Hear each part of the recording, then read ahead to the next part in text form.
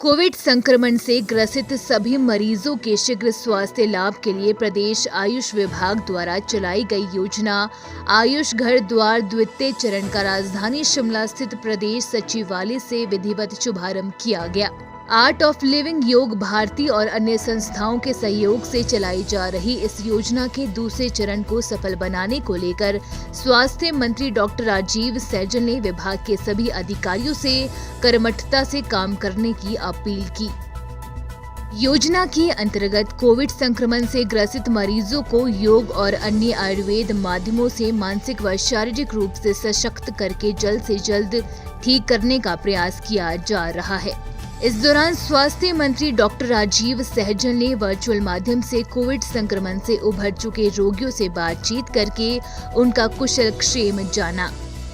Media से मुखातिब doctor Rajiv Saizal ने कहा कि इस कार्यक्रम को 14 मई को सोलन से लॉन्च किया गया था, जो काफी सफल रहा। ये कार्यक्रम विशेष तौर पर होम आइसोलेशन में रह रहे रोगियों की मानसिक व शारीरिक दशा को सुदृढ़ करने के उद्देश्य से चलाया गया था।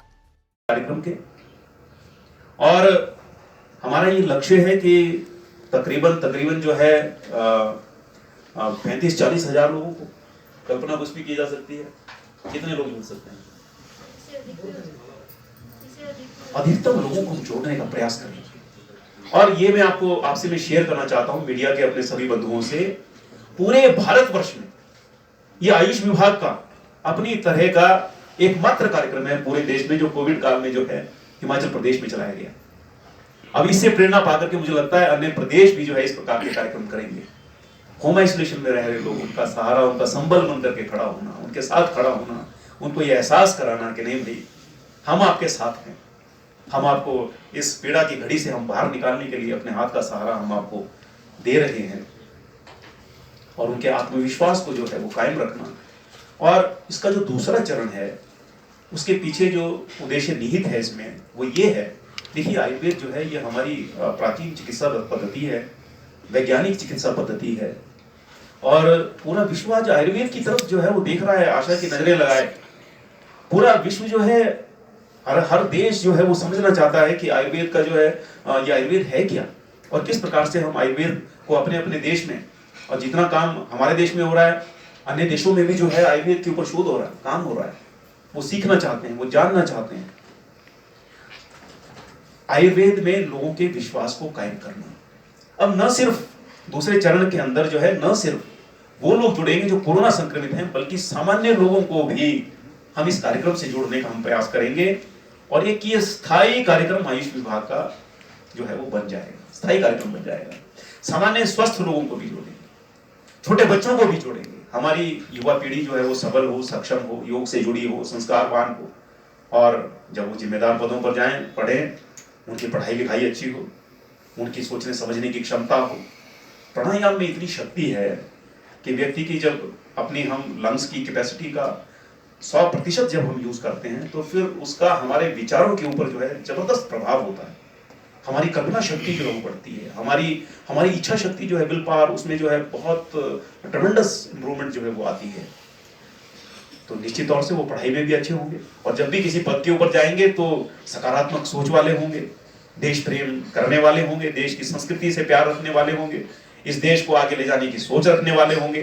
तो बच्चों को भी हम इस कार्यक्रम से जोड़ने वाले हैं, और मैं अपेक्षा करता हूँ, मैं कोई बहुत ज़्यादा डिटेल में नहीं जाना चाहता हूँ, लेकिन आपके माध्यम से भी ज़्यादा से ज़्यादा इसका प्रचार और प्रसार हो, और जितनी चर्चा मीडिया के माध्यम से भी होगी तो लोगों में एक उत्सुकता पैदा होगी कि हम भी इस कार्यक्रम से जुड़ें, स्वस्थ लोग भी कार्यक्रम से जुड़ें।